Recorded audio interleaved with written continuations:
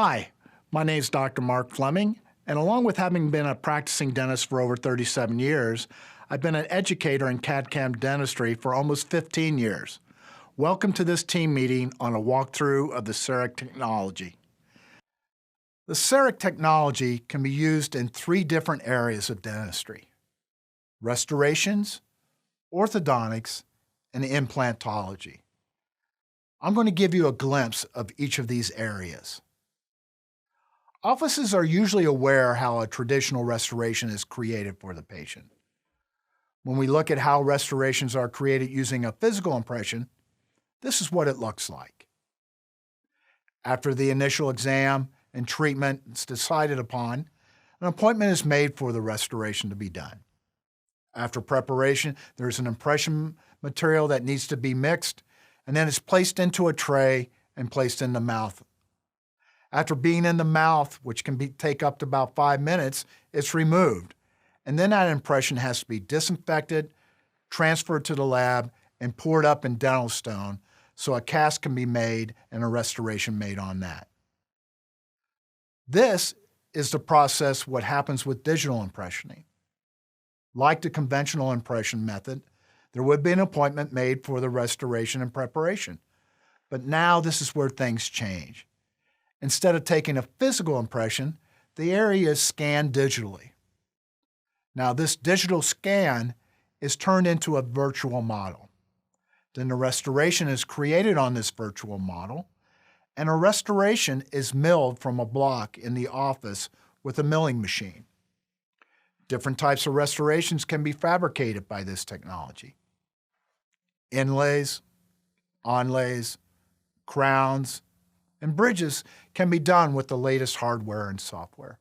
Now, single restorations and restoring quadrants can be accomplished. Permanent and provisional restorations can also be created.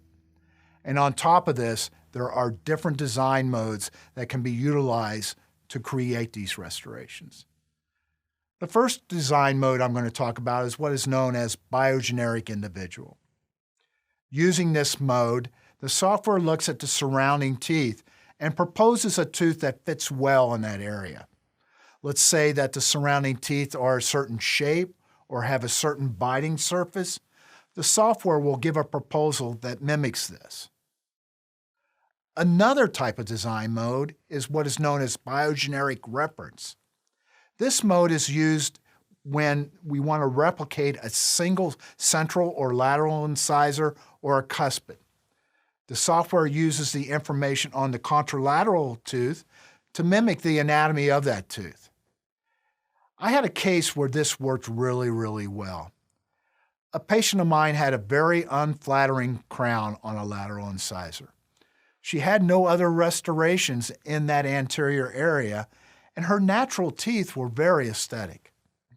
I had been informing this patient that we could help in making a better restoration that would fit in aesthetically with the rest of her teeth for a long time. Finally, she chose to have it replaced. Now, I asked her if she would like the shape and shade of the contralateral tooth, and she did, and we were able to create a mirrored match. She was very pleased with the result. The final mode I want to talk about is Biogeneric copy. This design mode is used when you want to completely copy a pre-existing condition. Let's say a patient is wearing a partial and one of the teeth that has the clasp attached needs a restoration. It's very difficult to retrofit a restoration, and especially if the patient doesn't want to give up their partial, which is usually the case. Also, let's say the patient is wearing a retainer, like an aligner appliance. The software can actually duplicate the surfaces of the original tooth. Another use is in aesthetic work when you want to copy a wax-up doing anterior crowns. And if the restorative procedure is not something that is wanted to do in the office, hey, you can digitally send this case to the lab. You always have that option. In the case of orthodontics, there's now a specific ortho software. Both Invisalign and ClearCorrect accept scans for their treatments. The software can also be used to create night guards and other appliances. And requests for printed models can be requested from companies like Great Lakes Orthodontics to help in planning treatment, and there will be much, much more to come in this area. In the arena of implantology, the cerec technology can be used for a great number of things. It can be used in the implant planning of the procedure itself. We call this restoratively driven placement because the information for the position of the final restoration can help plan where the implant is placed. Also, now the software can mill a surgical guide that puts the implant in this ideal position. This can be a very convenient aspect for those dentists who place their own implants.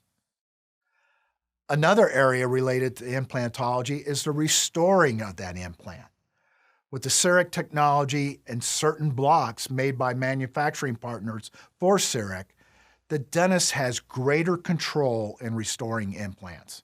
The process is accomplished by utilizing a titanium piece that is specific for the implant and then a block that is specific for that titanium piece. Using this complex and certain blocks, the dentist can mold the tissue for the implant that is the ideal interface with the final restoration.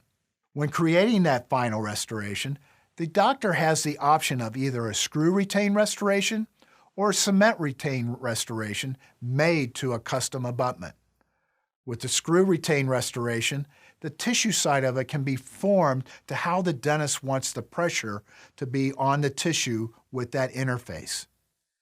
And not only can this be done with the tissue surface of the custom abutment, but also the margin of the custom abutment can be placed right where the dentist wants. And that helps prevent the chance of any cement sepsis. So I hope you see there are many advantages when using the cerec technology. With proper training and its use, it can be a very valuable piece for practice success. So I hope you've enjoyed this explanation of cerec and look forward to seeing you again in another video.